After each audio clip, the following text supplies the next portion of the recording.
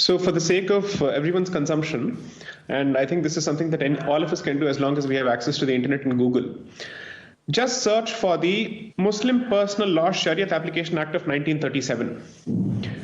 Can you guess the number of pages this law runs into? 3 pages.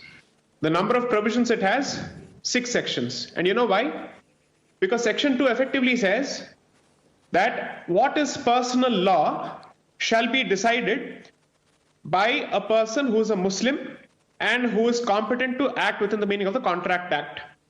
And what amounts to Muslim personal law shall be decided by a person who is a Muslim and who is qualified to do so.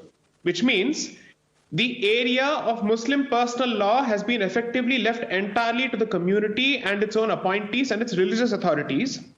In stark contrast, 4 successive bills under the Hindu Code Bill were introduced in the 1950s.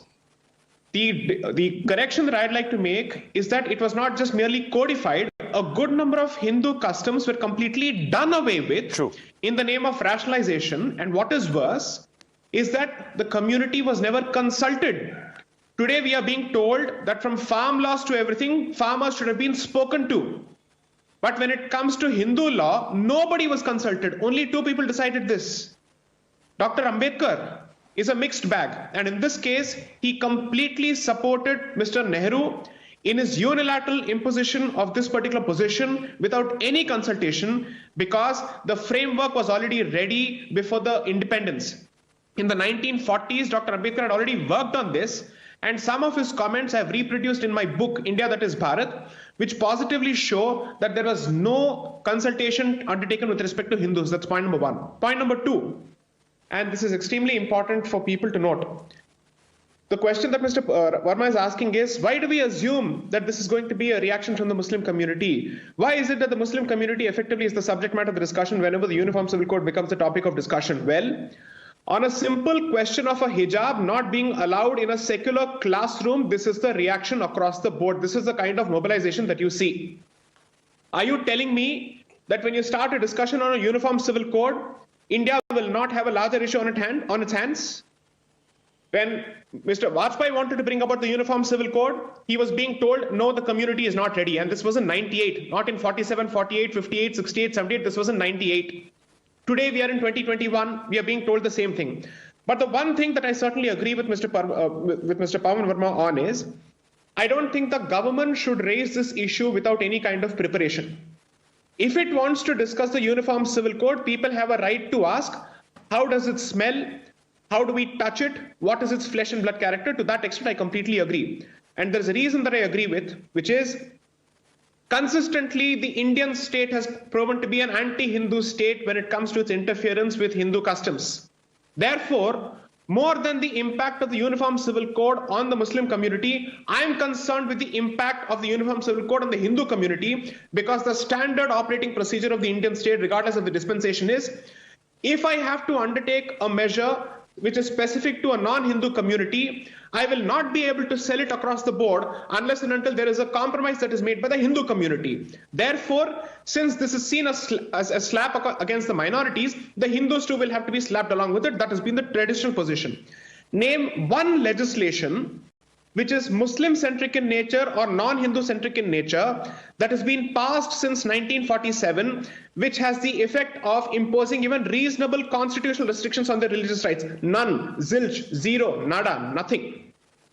As a lawyer, I'm throwing this challenge to anyone who can actually confront me with this. The one legislation that was supposed to be doing this was the Maintenance Act, with respect to marriage maintenance. And all of us know that resulted in Shah Bano, and from there it snowballed into the controversy with respect to Ram Janmabhoomi, and we are all facing the consequences of that. In which other country, Mr. Verma wants a specific question saying that Hindus are being effectively used as cannon fodder by a particular party. Sir, I'm sorry to say this, you have to correct yourself on this. Hindus have sentiments independent of the BJP and the RSS. And Hindus have certain issues with respect to which they've been treated in this country independent of what the BJP says and the RSS says. Hindus certainly have a problem with the fact that over 40,000 temples are currently under occupation within their country under the name of the Places of Worship Act of 1991. Therefore, the point I'm trying to make is, kindly do not reduce Hindu concerns to a political party's concerns. There are legitimate concerns. Was there a BJP in place when the Ram Janmabhoomi movement started? BJP did not even exist. Even RSS did not exist. RSS was founded in 1925. Whereas the Ram Janmabhoomi movement has been going on at least since 1858 when the very first police complaint was filed. So it is extremely convenient on the part of some of these people to reduce all Hindu interests and issues as pro-BJP, pro-RSS issues as if they are purely political. No, they are very serious cultural, civilizational, religious issues that we have a legitimate problem with. And in every other country, we speak of reclamation of places which have been taken over by colonizers. Bharat has seen 2 waves of colonization, I dare say 3 waves of colonization, the first by the Muslims, the second by Christians, and the third by Nehruvian Marxists, who are hell-bent on propagating the first 2 colonizations and changing the self-image of this particular country and its natives. That is a fact. Therefore, the point I'm trying to make is very simple. This victimhood complex is way past its sell-by date. Because if Saudi Arabia can take a look at its past and it can say we wish to move forward, and this is not what we want to be for the rest of our lives, and this is not what we want to be known for, I'm sorry to say in this country, where you effectively recognize 3 specific categories of Ashrafs, Arzals and Ajlafs, well, the Ashrafs are basically changing. So it's time for the Ajlafs and Arzals to change. If the Ashrafs are setting an example, since that happens to be the epicenter of the global ummah, I hope that particular change translates to change as far as even India is concerned. I just have one more point to make. In which other country with close to 80% majority would you have expected the majority population to wait for 200 years to get one of its places out of 40,000 places, and that too through the court? The matter reaches the Faizabad District Court. From there, it goes to Allahabad High Court, and then it gets transferred to the Allahabad High Court in 1989. A matter that is transferred in 1989 after 1947 gets decided for the very first time in 2010. You get a 2-1 verdict, you still don't have your land, then you have to wait until 2019 to finally get it. This is the extent of patience. So after having been patient for all these decades, so to speak, or even centuries for that matter, finally when the community says enough is enough, we are only asking for parity, not even preferential treatment, and even if parity is seen as inequality and discrimination, well, then history has a way of teaching lessons, and no constitution can come in that particular way, because the constitution is part of history. History is not a part of constitution. Please understand this.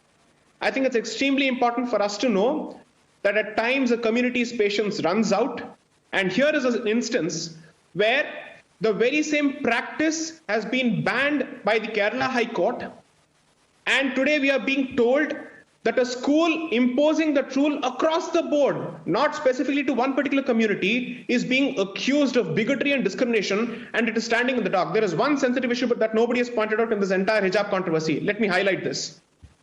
We are concerned about the security and safety of girl children. 100% we should be. Now, can we take responsibility for any acts that may be committed against the institution and its teachers by elements who believe that this is a violation of their rights? We have seen instances where people have been butchered and lynched and assassinated on the steps of the court for taking a certain decision. What are we doing? We have effectively put at risk the lives of people in that particular institution by blowing this particular controversy and giving this a communal nature. And I've said this before on another program, I'll repeat this. Uttara Kannada district, this entire region has seen a massive wave of radicalization over the last 2 decades, thanks to massive influx of money from the Gulf. And therefore, that entire place has seen a huge Wahhabization of mentalities, which is why hijab, which was never present even 15 years ago, is suddenly becoming visible, and it's asserting itself. Therefore, and in this regard, I'd like to actually highlight the work of this fantastic journalist by the name Vicky Nanjappa, who's written extensively on this particular subject. When all of this is happening and SIMI's offshoots are operating from behind the scenes, is it truly our case that constitutional rights are at stake? No, I'm so sorry. The country's fabric is at stake, livelihoods are at stake, our security is at stake, and we are looking at the 3rd wave of radicalization in this country, which does not bode well under any circumstances.